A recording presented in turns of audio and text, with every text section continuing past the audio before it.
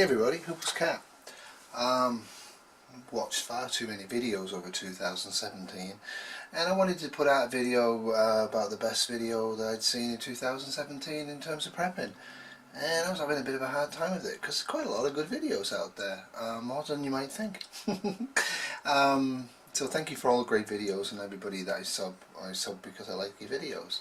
Wow, this came about 2 weeks ago, a week ago, and went right into my brain and said, this is the video, the prepping video of 2017 on YouTube that I've seen, that I like. It's really good. It's from RockEastwood Outdoors, a channel that's mostly devoted to camping and hiking, in a very localized area most of the time. I believe Rock is, I think he's called Rock.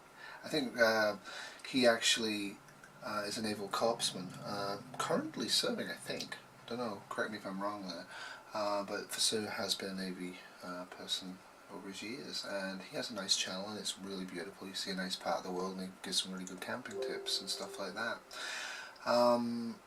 But he did this video for his subs, and I'll shut up for a minute.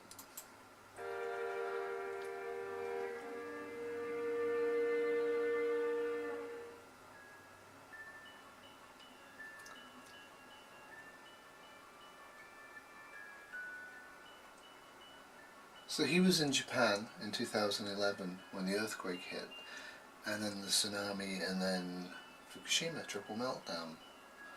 And he put out this video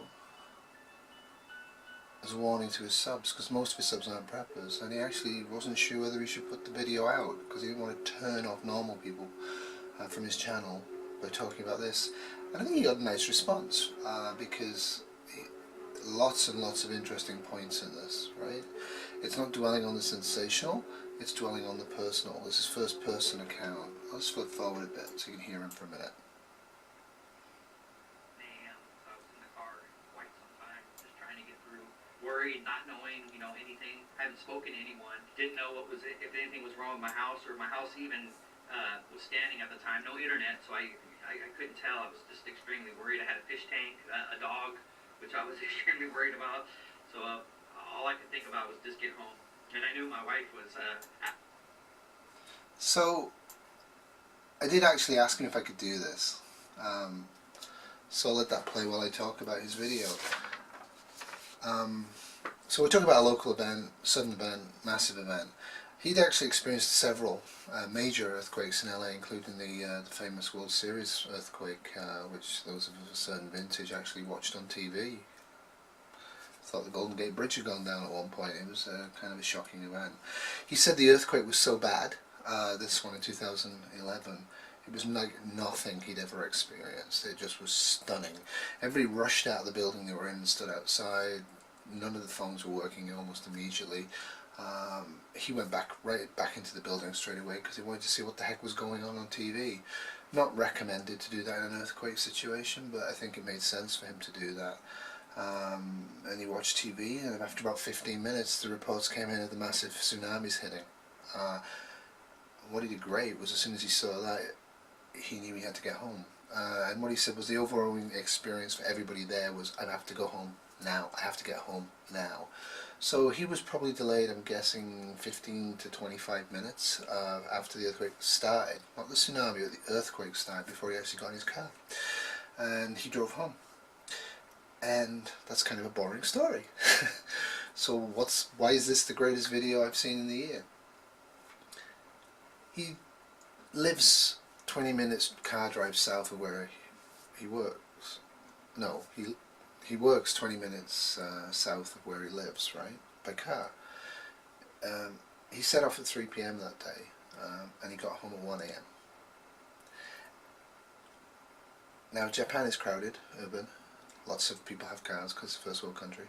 But yeah, I think that's going to be the lived experience for almost anybody in a sudden SHTF event. You can babble on about side roads all you like. Wow. If you haven't left before a sudden impact event, don't plan on getting there in a car. I think that's kind of the lesson I took out of this one. Things he did right. He's always been a careful guy. Not a prepper. in the classic sense, but a careful guy. He would fill up his car if the tank was half full. That morning he'd filled up the tank, so he had a full tank of gas, so he was actually able to idle for so long to get home. He has car packs and EDC, not in the traditional prepper sense. This is before he was really started prepping, but just sensible stuff he kept in the car in case the car broke down or he was stuck there overnight or there was an earthquake.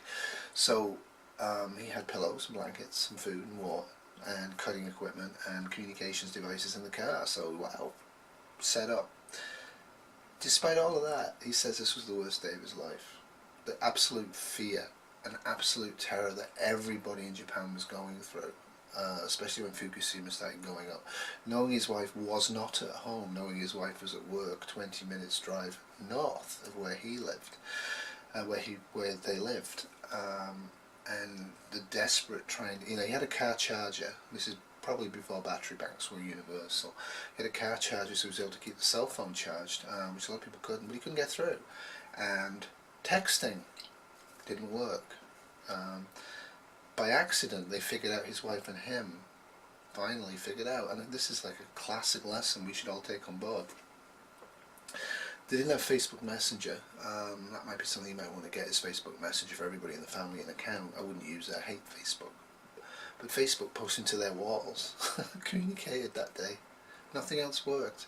Facebook posting to the wall using the cell phone worked. So that's I hate Facebook, but it worked. The internet worked to pass messages back and forth, and of course as soon as they knew both of them were fine, that's good, because in a situation like that your imagination is tearing you to pieces.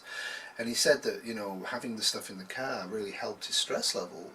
It was still horrific, but he didn't get thirsty, and he didn't get hungry, and he didn't get cold, and he didn't ever worry about the phone running out. So I didn't worry about the gas running out of the car. He said that immediately got in the car, immediately, this is 20-25 minutes after the first massive impact of the earthquake, the roads immediately were jammed. Just jammed. Everybody went, I'm going home, and it was just jammed. There was minor and major car accidents everywhere because nobody's driving sensibly, and there was no traffic lights working anywhere, so everywhere's crawling. So that's something to, I say that's something to definitely bear in mind if you're planning to evac back or out by car in SHTF. It's not going to be that easy. I think myself, that's something I'm going to work on. I think my lesson from this video was that I need to make the car a bug out location. If I treat the car as a bug out location, because I might not be able to leave the car or get away from the car, I might want to stay with the car in grid down, I might well be happier. I've already put like a little camping stove in and put stuff in there and but I can do a lot more, and I think I should, and I think that's the lesson I took from this. He talks about real life survival. He says that normal people are put off prepping, being prepared, by people like me that like to ramble on about nuclear war and the end of everything and zombie apocalypse, and I think he's right. And he actually didn't want to do this because he was afraid of alienating his regular subs, but he felt he had to. He felt he had to beg them to get 1 or 2 or 3 days food and water supplies in place in their car, if nothing else, for events like this, and I think he's bang on right. And I think that's the message that should be going out there to normal people. Isn't, have you thought about what will happen if there's an EMP? Because they're just going to look at you as a kook, as a crazy person. They're not going to wake up, which is a horrific term. They're awake already. They're not asleep. They have lives, they have thoughts, processes. But yeah, they're asking people, to prepare for an ice storm, or what would you do if your freezer runs out, if the power goes out for 24 hours in July. That sort of a question is probably much more helpful. One of the things I disagree with him on, he said that he doesn't keep a shelter system in the car. He says that, as he expected, as he always expects, there was lots of schools and everything was open for people who needed to shelter. And he's right. Most SHTFs you're going to be able to shelter in place. I do have a tent system in the car, mostly because I might have an awful long walk to get to a school or get to somebody's house because I live in Canada, right? 99% of the time he's right. I'd be able to go to the university or the school or even get on a bus to warm me up, because that's one of the emergency preparedness things in Toronto is that we'd use buses to warm people up. But yeah, I think he's right. A small tent system. You guys a camper, put one in your car. What's the big deal? I'm sure you got a spare small one. You never know. He has a small EDC and a small EDC, and he also has car kit as well, which is a little bigger. And he says that he has packed the car and packed the EDC with stuff that he reasonably expects to be able to use. And he has a problem with people that show massive bags to people online, because he says that's extremely off-putting to people who haven't prepped. And he's right. It's also stupid. I ranted on about that. He says knowledge is the most important thing. Knowledge of the roads, knowledge of what you've got in the car, knowledge of what you physically can do, knowledge of what the actual environment's going to be like in the post-event, whatever it is. And that's great. The other great part of this video, apart from the emotional connection he's having with the video, with the viewer, is he talks about how shortages radiated outwards from the coast, outwards from Fukushima, outwards from the major centre of the earthquake disaster. So shortages did not occur, but they started to occur in waves and waves outwards from the area. And I think that's an important point. That's something you might want to take on board with prepping. People will act like everything's normal and then get more and more scared as more and more stress moves out. And I think that happened with the Texas earthquake and gasoline as well. I think gasoline was widely available, except in the area, and then started to slowly fade out as supplies just dwindled further out from the thing. So you get a cascading effect outwards. So plan for a cascading shortage, a shortage not immediately but later on. I think that's important. I've asked him to do a video on this. I don't know if he will, because I don't think I think he's concerned about his own viewership. I think that's fair enough. The one thing that he said disappeared all across Japan immediately from every store. Guess. Water? Milk? Bread? Toilet paper. Toilet paper just went boom, disappeared, and was off and not there for a long time. When I thought about it, he's actually kind of right. If you have a local event, people are fighting for this, people are fighting for that, fine. But if you have suddenly a nation freaks out, a nation goes, ugh, Fukushima, tidal wave, and tens of thousands of people have died, and billions of dollars worth of damage has been done in a minute, over 20 minutes. Yeah, toilet paper is bulky, so the actual stores of it and stocks of it in the stores don't look as much as it actually is. So yeah, make sure you have toilet paper in the car, he says, and I think he's right, and certainly I do, and most preppers will have that. But that's a good lesson for people, is make sure you have extra toilet roll for your neighbours in an ice storm, or if there's an event. You know, it may not be the end of the world. If it is, you might want to keep your own toilet roll and be selfish.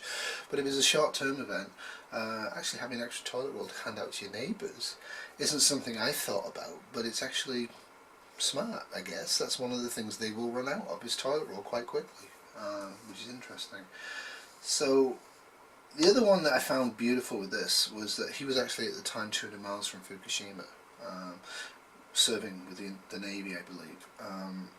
The US military immediately evacuated all the dependents of the service personnel away from the area almost immediately, and he felt that was good, and he was happy with that. He said that like within a week or two, they were talking about moving the entire command, evacuating the command. It's already 200 miles from Fukushima, but evacuating that command further out, away from it.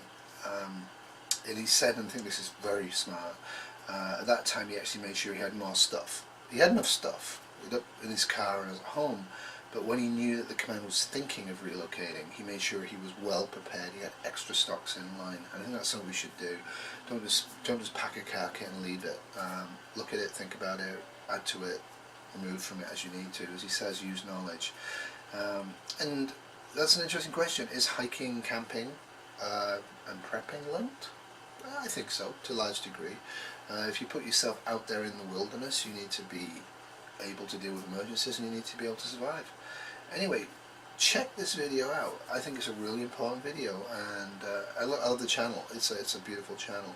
Lots of hiking and camping tips from a very localized area around Maryland, I think. Place I've never been. Anyway, yeah. So this is the video of 2017 that Hoople's Cat loved. Au revoir. 1, 2, 3. you.